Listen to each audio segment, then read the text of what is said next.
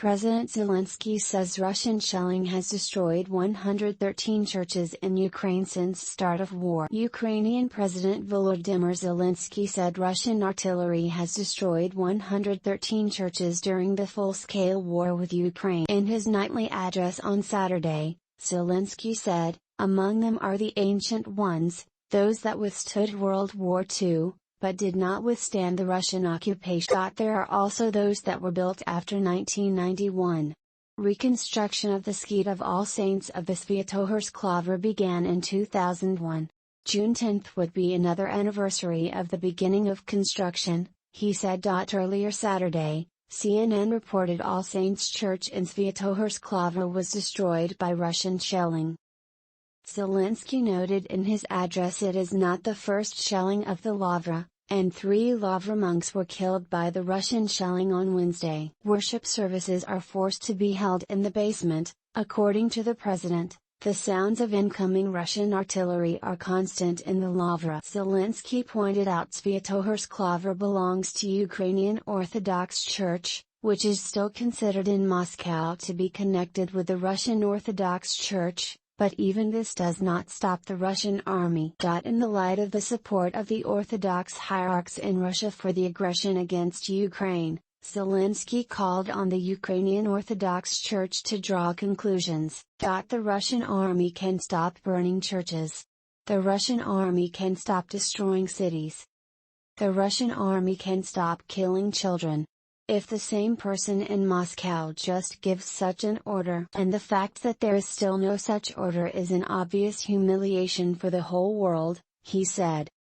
5 people reported killed in multiple explosions close to city of Donetsk. The Russian state news agency TASS said 5 civilians were killed and 20 were injured Saturday as a result of multiple explosions close to the city of Donetsk by the Ukrainian army. The city is held by the self-declared Donetsk People's Republic, but is rarely shelled by Ukrainian forces. Ukrainian officials have not commented on the explosions.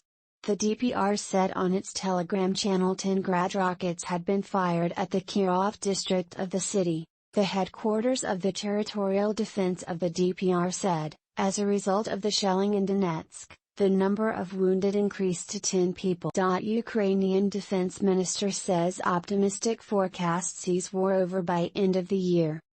Oleksiy Reznikov, the Ukrainian Defense Minister, said it is hard to predict when the war will end, but my optimistic projection is that it may end by the end of the year. Reznikov was speaking at the GlobeSec 2022 forum in Bratislava in Slovakia. He said Ukrainian defense forces still need heavy weapons, primarily MLRS, as well as other artillery, tanks, anti-ship systems, unmanned systems, missiles and air defenses. We need them quickly and in quantities commensurate with the scale of the threats. Ukraine found itself in a state of war without adequate support from the democratic world, he said. The situation is changing now, but slowly.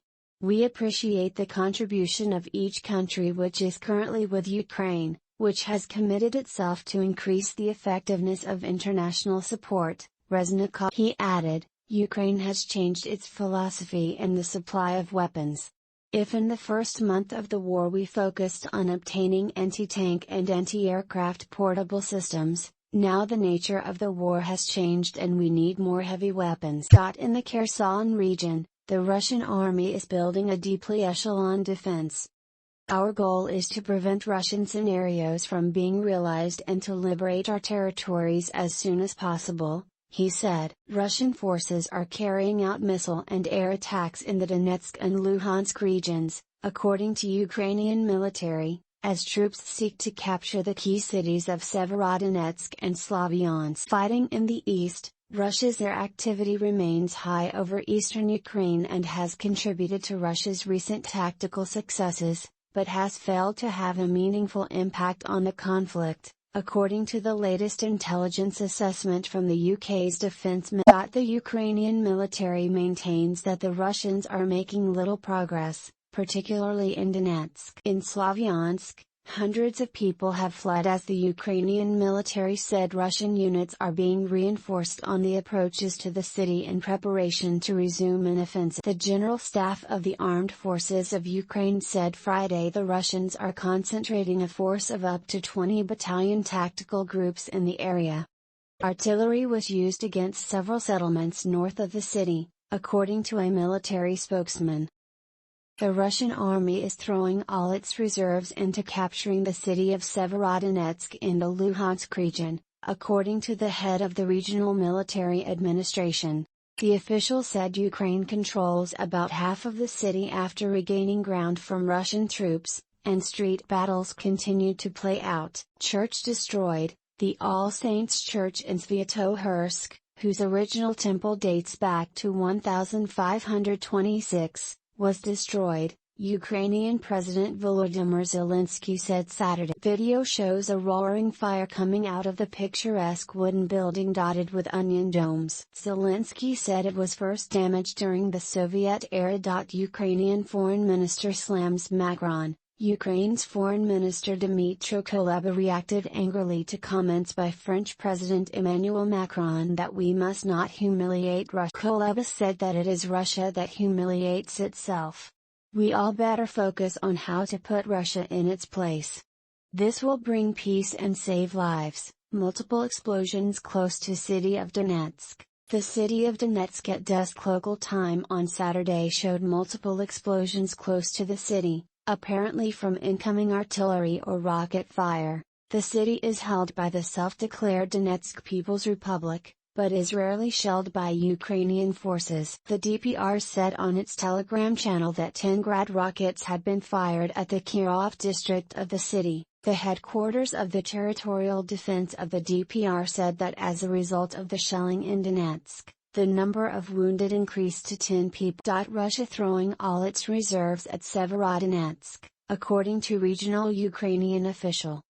From CNN's Maria Knight, Tim Lister, and Alexandra Olkman. The Russian army is throwing all its reserves into capturing the city of Severodonetsk in the eastern Luhansk region, according to Serhiy Haidai, the head of the regional military administration. They had previously managed to capture most of the city, but now our military has pushed them back, Haidai told Ukrainian television, claiming the Russians are suffering huge losses. Haidai also said Chechen forces who appeared to have thought the battle was won had entered the city. He said the Russians were trying to demolish bridges so that we cannot provide reinforcements to our guys who are in Severodonetsk, who are defending the Luhansk. They are really afraid that the success of our defenders will develop, and this can be done if ammunition, weapons and reinforcements are provided in time. This is the first thing they are afraid of. Earlier Saturday, Haidai said Ukraine now controls about half of Severodonetsk. He was responding to a question about the latest UK intelligence assessment, which had predicted Russia would control all of the Luhansk region within 2 weeks. The humanitarian situation is difficult in the area, he added. At present, we can neither evacuate people nor bring humanitarian aid, for example, to Severodonetsk. The only places where we can deliver humanitarian cargo, food, medicine, are Lysychansk and the Kursk community, which are to the south of Severodonetsk, he said. Even in Lysychansk, we are shelled, but daily we continue to transport humanitarian goods by trucks. We may even evacuate people, but quietly, without publicity, because the Russian army is shooting at evacuation buses, Haidai claimed. Oleksandr Stryak, head of the Severodonetsk military administration, said late Saturday that street battles continue in the city, and our military is doing everything to drive the enemy out of the city. Stryak said that residential areas of the city are now divided in half. Street battles are being fought, which is accompanied by constant artillery shelling. The situation is quite tense, but there is hope and confidence in our armed forces that everything will work out. The city remains Ukrainian, he said. He said there had been about 13,000 people in the city before it was stormed by Russian troops, but some had been forcibly removed to the occupied territory.